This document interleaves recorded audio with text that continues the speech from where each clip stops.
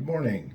My name is Michael R. Roser, and I am Chief Coaching Facilitator and co founder of Strategic Life Coaching, LLC. Please join us at our website for this video and others at abundantlifeslc.com. Wonderful to talk to you this morning, even though it's very gray and cloudy in Chicago, and a day that in the past I would find myself letting that weather and letting its relative cold and dampness affect my day. And happily, these days I'm living by some spiritual principles that are allowing me to see the sunshine literally in everything that I do now. And one of those that struck me as I was going to my morning meeting virtually now, we were talking about the great paradoxes of living a spiritual program. And that really hit me this morning because there's several of them in following a spiritual life that I really subscribe to. The greatest of all for me is in order to gain independence, you have to be dependent upon something or lots of things in my case. And that just didn't make any sense to me for a very long time.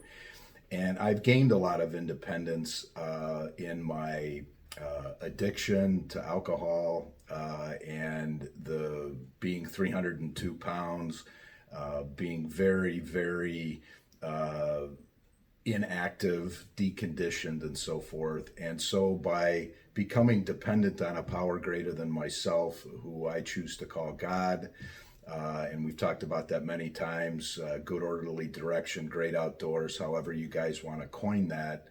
For me, it is God, and becoming dependent on that God and seeking God's wisdom and guidance in my life has made me a very independent person. But I am dependent upon getting up every morning and doing the tasks in front of me for that day and being willing to allow life to come at me as it's going to, with various different curveballs that have to be handled, not necessarily what I had planned to do that day. And by following a plan and by following some prayer and some meditation, I find myself in a much better space, and I'm independent of anger and fear and resentments that were really paralyzing me. And one of them that I've gained some, and just to give you a really quick story this morning, is the idea of technology and computers. I can't tell you how paralyzed I was of fear about computers, and fear that I would never understand them, fear that I would not be able to use them. And this fear actually caused me to fall so far behind in that technology that I just felt there was absolutely no way that I could, fix it or manage it or get on top of it.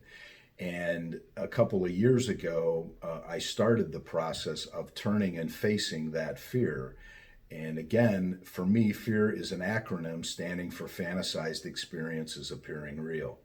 So I turned and I faced that fear, bought a new computer, and started in on it with the help. I asked for some help from my fiance to help get me started. And when I look back on it now and how much independence I have relative to using this technology, I don't find myself going back trying to find the little piece of paper that I wrote something on for taxes or a note to write a blog on in the future. I enter all of these things into the computer, which most of you all I know have been doing for years. But for me, I have become very independent as a result of being more efficient and being able to find things on that computer every single day.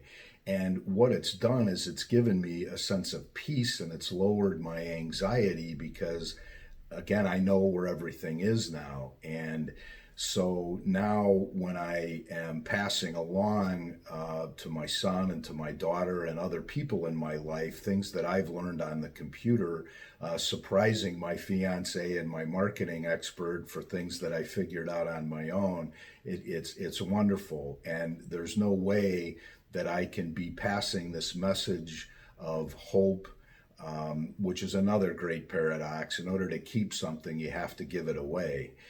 Instead of hoarding things and keeping things, that limits my ability to expand from that because I have to carry all of those things around with me every day. And what I found in this process is some of those inventory items, as I call them, were obsolete and no longer useful. And so by casting those aside, and then by giving away what I do have that is somewhat valuable, I'm able to expand my life and become more efficient and to pass this message of hope and renewal and restoration and reconciliation on to the people that I love and that are around me.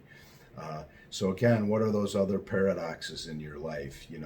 Gain dependence on something in order to gain independence on something. Give something away in order to keep it. Those are the basis that I'm trying to live my life by these days, and I hope this is helpful. Take care now. Bye-bye.